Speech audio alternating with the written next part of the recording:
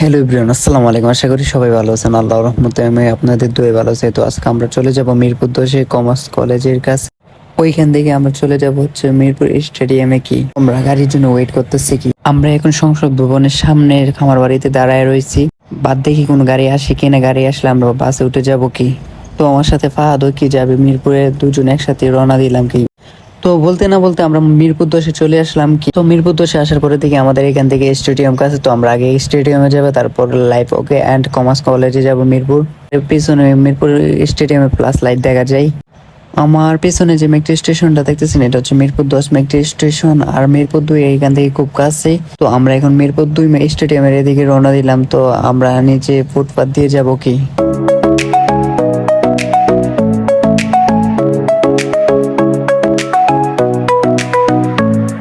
But আমার দুই পাশে মিরপুরে ফুটপাতে অনেক ধরনের দোকান বসছে।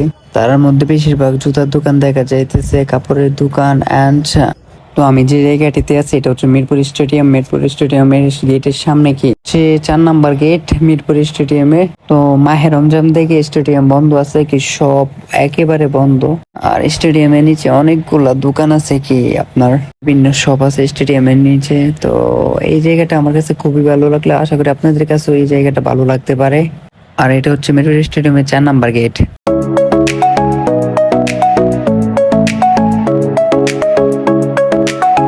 আমরা মিরপুর 5 নাম্বার গেটের সামনে আছি। আমরা এখান থেকে কমার্স কলেজের উদ্দেশ্যে রওনা দিব। বাট আমরা এখন রিক্সাতে আছি। মিরপুর কমার্স কলেজের এদিকে পৌঁছাতে আমাদের 10 মিনিট সময় লাগতে পারে। তো আমাদের সাথেই থাকুন। আর এদিকের পরিবেশটা খুব সুন্দর।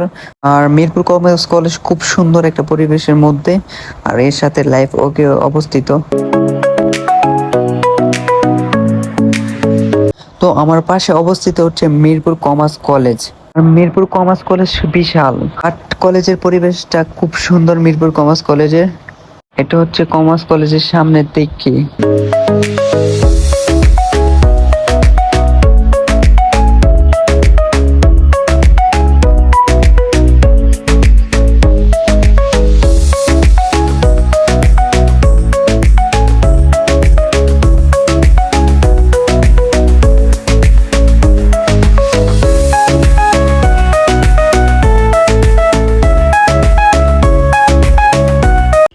বাট এখানে এসে একটা জিনিস খুব ভালো লাগলো। কি এখানে কারুকাজ করা সোনার করার জিনিসগুলো খুব সুন্দর। এগুলো হচ্ছে মাটি দিয়ে তৈরি।